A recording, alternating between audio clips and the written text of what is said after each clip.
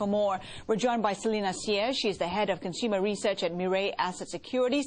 Her recommendations on beer makers like Tsingtao and China Resources Enterprise have generated returns of more than 20%. Selina, China's move to boost domestic consumption is gathering pace in light of volatility in export markets. At the same time, though, the government is tightening credit and lending. How will this affect domestic demand, real incomes, household debt? I think when household debt is concerned, most of it's mostly related to homes or residences.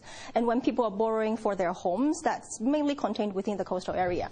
And after all, the bulk of the population is still in the inland. And therefore, when credit tightening is concerned, I think it's not affecting most of the population. And that's why I think the government's trying to stimulate demand or stimulate consumption in the inland area, so central and western area. The latest that we've heard is like subsidies for building materials so that the farmers can build their homes, and also subsidies for commercial farming as well as the durables like electrical appliances and automobiles. Given the tightening, it does seem like returns on stock and property investments may be lower. What will that mean for spending?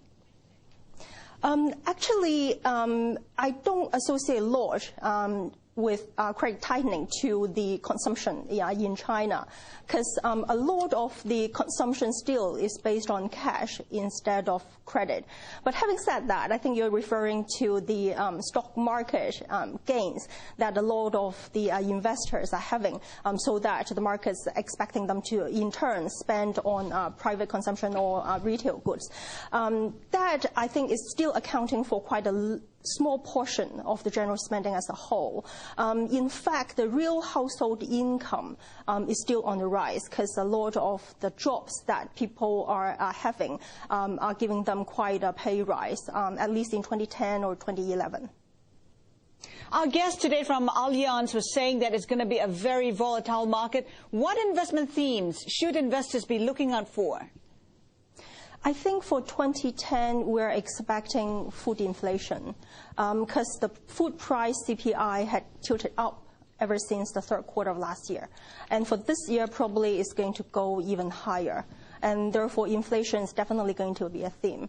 And the major beneficiary of such would include most probably supermarkets and the sectors that's going to have strong pricing power. And to me, that would include breweries. And among your picks for brewers include China Resources Enterprise, Tsingtao. Why are they the best proxies for this particular sector? Because they are the number one and number two players in brewery in China. And therefore, we do expect both ASP, so selling price, to move up, therefore to support the margin increase in 2010. What kind of increase are you anticipating? I'm anticipating less than 1 percentage point increase in the gross margin for 2010, but that should translate into quite substantial growth in net profit during the year. And therefore, for both companies, I would expect them to deliver above average earnings growth. Can you quantify that, above average? Average consumption growth in China in the past 10 years has been around 10 to 15% every year.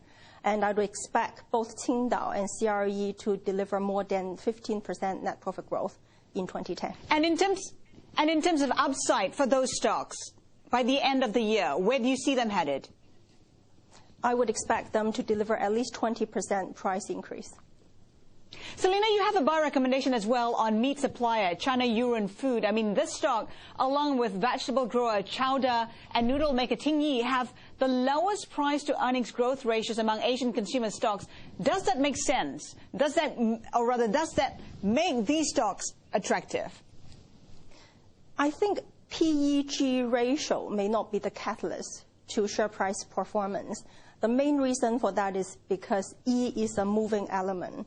When we're talking about most probably input raw material price to move up, some of the companies may not have the pricing power to increase product prices, and therefore sustainability of margin can be problematic for 2010. And therefore, not all of them would see a share price increase in 2010. Having said that, I will focus on the companies that's having or going to benefit from government policy. We've seen the government quite determined to support the upstream farming sectors, and therefore I would choose the ones that's closest to the upstream. And among the three companies that you've mentioned about, we do like Yuren. In your view, what would be the biggest risk in investing in this company?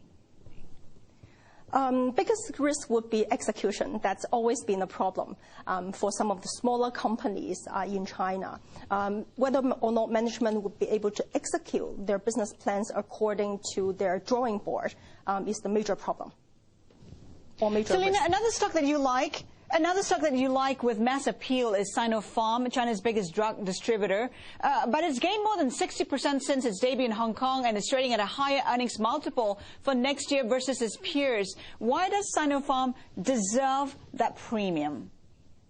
I will still be focusing on growth. I believe that Sinopharm is going to outgrow both its peer companies as well as the sector.